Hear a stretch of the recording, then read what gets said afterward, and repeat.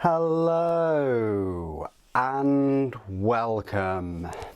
My name's Super Saiyan, and in this video I'm going to show you a selection of minis, most of the minis, that you can find in the recently released Space Marine 2 game.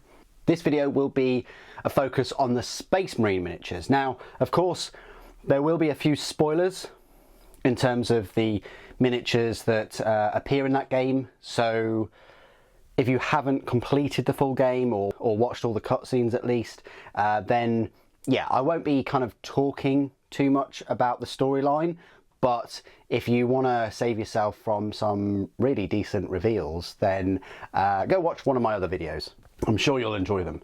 But for those of you that have completed the game and are now looking to start Warhammer 40,000 and you want to find out like the models that are in the game and you want to find more about the actual miniatures that feature in the game, now this video will be right up your street. So on the Games Workshop web store, they do have a tab that says as seen in Space Marine 2. It doesn't contain all of the miniatures that are in Space Marine 2, and neither will these 3 videos that I'm making. I'm making this Space Marine one, I'm making a Tyranid one, and of course I'm making a Chaos Imperial one, like with the Chimera, Leman Russ, things like that. So this video is primarily focusing on the Space Marines. So it starts off the campaign, you as a Death Watch. So you're in a group of a team of Death Watch. Death Watch are a group of Space Marines that are drawn from various chapters of Space Marines, like the Ultramarines for instance, and for whatever reason they're put into these kind of kill teams, sometimes if they've dishonoured their chapter or they've been accused of corruption. Then they get sent to the Death Watch and they have to go and kill a load of Xenos in different missions and things. You start off the game in one of these flyers right here. It looks quite small on tabletop. It's a really nice looking flyer though. One of these models will cost you £57 if you wanted to get one. The top can be magnetised, so you can put like a I've magnetised it, so you can put like a shield type thing on it instead. It's just like a dome shield, but it's a cool looking flyer. You've got the 2 bays there, and then you've got a rear ramp, so there's 3 entry points, I guess, well 4 if you count the cockpit maybe, but yeah, Space Marines are supposedly be able to fit in there, and I think the rules, you could also fit an actual motorbike in there as well, so that's quite cool. So yeah, you start off the game in one of these Corvus Black Star flyers, and this was the only Death Watch Space Marine I could find that has a hood on him. So if we just have a little look here, this is similar to what you start the game off with, but without the combi plasma and without the Catan phase sword, pretty much like a chain sword and a bolter. So yeah, that's your Death Watch part of the game. There are other Death Watch in the team, but you don't really meet up with them, and towards the end of that section and you arrive on the planet and you're facing off against Tyranids, specifically Hormagaunts. Now there is a difference between the 2 small Tyranid units. These are the 2 Tyranid small units. You've got the Hormagaunts, which are the ones that just run at you and try and stab you, and they're the ones that you can grab and then throw down. And then you've got the Termagants. So Hormagaunts, Termagants are the ones that are firing these flesh borer weapons. I won't go too much into the names of the weapons because it's a lot to take in with Warhammer 40,000. It's a very rich, diverse universe that contains a lot of lore, similar to Star Wars. I would probably actually say more than Star Wars, but there you go. So they're the 2 like little Xenos or alien creatures that you're going to be coming up against, and then towards the end of that section you're facing off against a big Gribbly. This is like a Carnifex, and yeah, if you wanted one of those, you can't just buy one of those, you have to pick them up in a brood, a Carnifex brood, which is cool because they're nice models and they've got lots of parts and customization and stuff. So I think a set of 2 of these would be £63.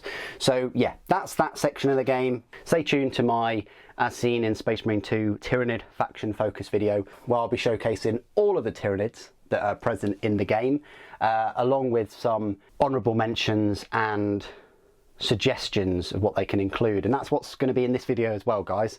There's going to be Space Marines that didn't make the cut, that I would wish that they would, and hopefully bring them in future updates and things.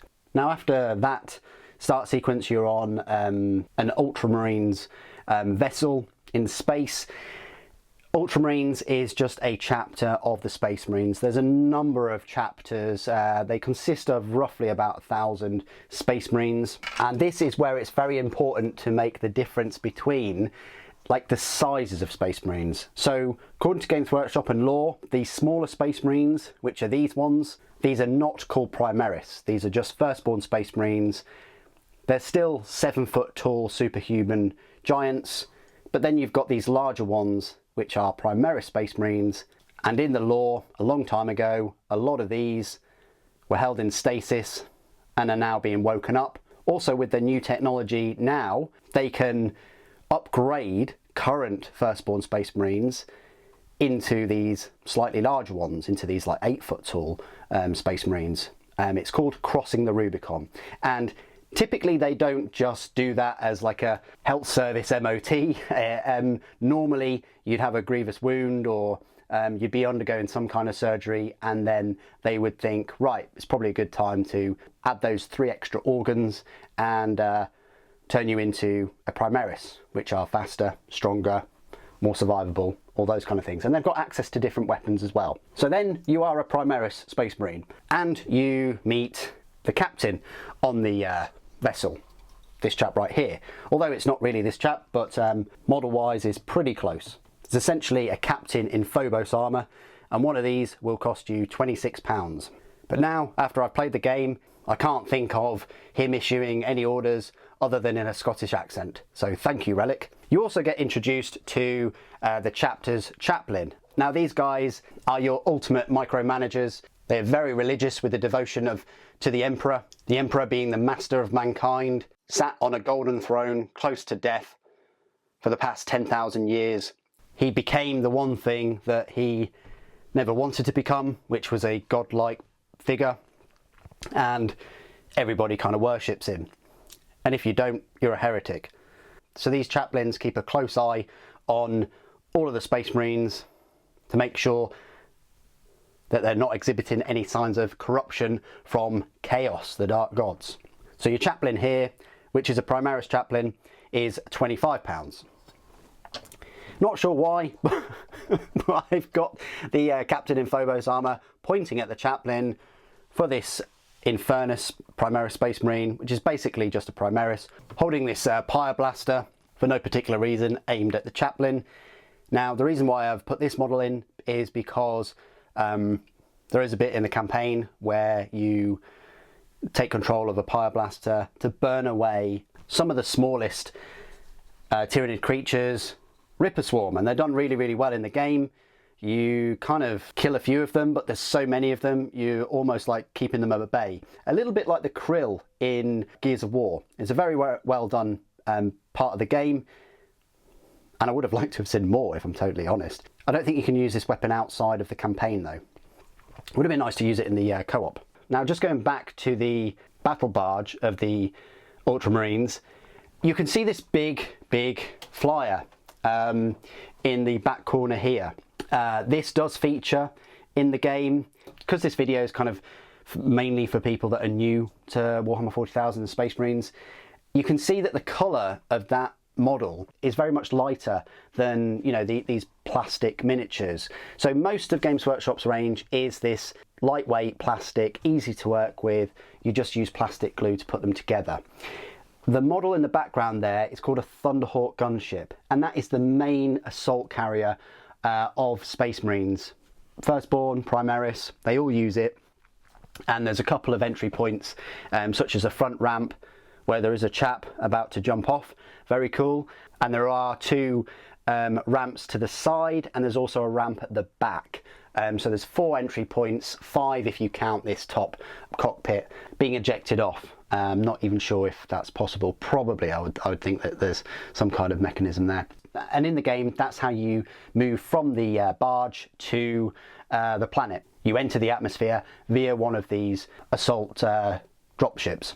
In the first Space Marine game, I think you did jump off of a Thunderhawk or out the front of one with a jump pack, which was kind of against the codex.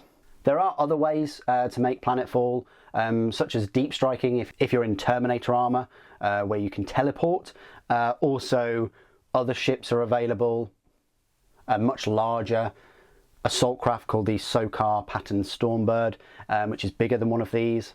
If you type in Stormbird, there's a great video of mine where I compare it to the size of a bumblebee. And there's also these things called drop pods, which are kind of like escape pods.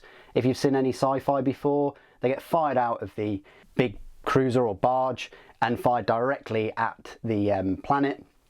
But then they've got retro thrusters that slow their descent. They slam onto the ground, pop open, and then the Space Marines, up to 10 of them, can jump out. There are even some that transport dreadnoughts. Now, if you're interested in picking up one of these Thunderhawk gunships, you're not going to get much change from £600. Now, there are a number of reasons why this kit is so expensive. Everything from the actual material used, to the detail, to the number of parts, to the fact that it's kind of handmade, because each one of those parts have to be in molds. They're not printed, they're not stamped, they're not injection molded at all. So the cost of the materials and the labour involved for these resin miniatures is much higher than the plastic kits. But the Thunderhawk, if you're into Space Marines like I am, that would be your centerpiece model. As a child, I always dreamed about getting a Thunderhawk, and it's an incredible kit if you were able to pick one up. Back on the ship though, you'll see a number of other things there, such as some guys in red cloaks and hoods. That would be these. So these are the sort of tech priests and servitors and things. Now these come under Mechanicus, where, you know, the flesh is weak. So they're humans that have undergone immense altercations and replacements of, you know, body parts that they feel are weak, need an upgrade, I guess. But they fix all the stuff, they make a lot of the stuff. They're standard human size, so that's why you're going to be towering over them on the ship. You're going to see some vehicles there as well, such as right here on the right hand side, a Rhino. Now that is a transport. It's odd that it's in the game, that it's on the ship, because the rules for many years, we're in 10th edition right now. I think Primaris were introduced in the 8th edition. Since the 8th edition, so for the past 3 editions, you haven't been able to put these new, taller, bigger Primaris in Rhinos. They can typically only hold firstborn Space Marines, the smaller ones, and only 10 of them. I've always struggled to understand how even 10 Space Marines can fit in one of these small metal boxes. But still, you'll see that vehicle there. You'll also see one of these. Now this is a Primaris transport, and this is called a Primaris repulsor. It's called a repulsor because it hovers. Now mine's not on the stand, but typically it would hover about there. And it hovers because it has these plates, these repulsor plates, conveniently named. And what they do is, instead of kind of creating this gravitic field that normal kind of land speeders and other hover vehicles use, they actually exert force against the surface that they're on. That's why anything caught underneath them can, yeah, be squished, pretty much. And one of these tanks will cost you £57. Then, at some point during the campaign, you'll meet one of these. Now, this is called a Dreadnought. When a Space Marine falls in battle, almost on the brink of death, they recover his gene seed, or they recover part of him, and they put him in this armoured sarcophagus where he walks around, once again, able to fight for the Emperor, which is so cool. It reminds me a little bit of RoboCop, where there's just like a brain or a head floating in some amniotic fluid. But I won't spoil the campaign when he does appear. But one of these is called a Primaris Redemptor Dreadnought, and it will cost you £47.50. Then I've saved the best till last, in that I really do hope you've completed the game or watched the end scenes and things. But this chap right here, what a G. He is called Marnius Calgar, and he is the chapter master of the Ultramarines. He's the big cheese. Obviously now that their Primarch, who is the overall kind of commander, has returned. Marnius has taken a bit of a back seat. Their Primarch is called Robute Gilliman. On the internet you might hear many people call him Robot Girlyman. But he's so cool as a model, and he's got 2 Victress Honor Guard, which are kind of his bodyguards. And I read a comment on one of the cutscenes a while ago. Somebody said, oh, it's so cool that the Victrix are arranged so that one Victrix has the sword in the right hand and one has the sword in the left hand. So as a lefty, that makes me happy. Newsflash, it's always been like that. You know, these models came out quite a few years ago, and you've always had the shield on the right and a shield on the left. He's a very cool model, and yeah, they've done such a good job in game with his files. I gave him the helmet option, but you can go for the unhelmeted version if you wished. He's got these big power fists called the Gauntlets of Ultramar, and he was actually the first ever Space Marine to undergo the surgery required to transform a traditional Space Marine into a Primaris Marine. So yeah, this is why I say the OG. After him, all of the other firstborn Space Marines could go through that surgery. That model with the 2 Victrix will cost you £40. At some point in the campaign, you do have access to one of these things. It kind of gets fired from the ship, lands, and becomes a bunker. Very, very useful, and it looks so cool in the game. It just sets itself down, deploys. One thing that's different to the model than the design in the game is that in the game, one of those gun turrets is actually like a door, or maybe there's 2 of them that are a door, and it becomes a bunker that you can go in. In the model version, that's not possible. You can't build it with just a door on one of the sides, which is a bit of a shame, and I would have liked to have had the option to have that be exactly the same as in the game, but I can understand why it would be very vulnerable from a number of sides if that was the case. In my head, I like to think that one of the whole of these sides just opens up or lifts up. That's the way I get around that. But if you wanted one of those models, they're quite big as well, £42.50 for one of those. And that's pretty much it for the campaign Space Marines side of things. I most probably have missed a few Space Marine models out from the campaign, but I think I've covered the main ones. Now, once you finish with the campaign, you can of course kill many enemies of the Emperor in co-op. And right here, I've got the 6 classes. It's taken me a while to find the classes in the game out of all of my hundreds and hundreds of Space Marines I have in my collection, but I put them in order. So you can pick a tactical Space Marine right here. Mine's just in blue plastic. It's the same as the grey plastic, but just a different colour. The reason I picked this one is I think it's quite appropriate because he's looking at his all specs and he's got his bolt rifle. You're going to be firing a lot of those abilities, a lot of the all specs to help your teammates out. I've got some other honourable mentions, such as a tactical with the underslung grenade launcher. I think that's actually a heavy bolter with an underslung. I don't think you can get that in the game. I think it's just a bolter. I think it's just a bolt rifle with an underslung grenade launcher, but that's quite fun.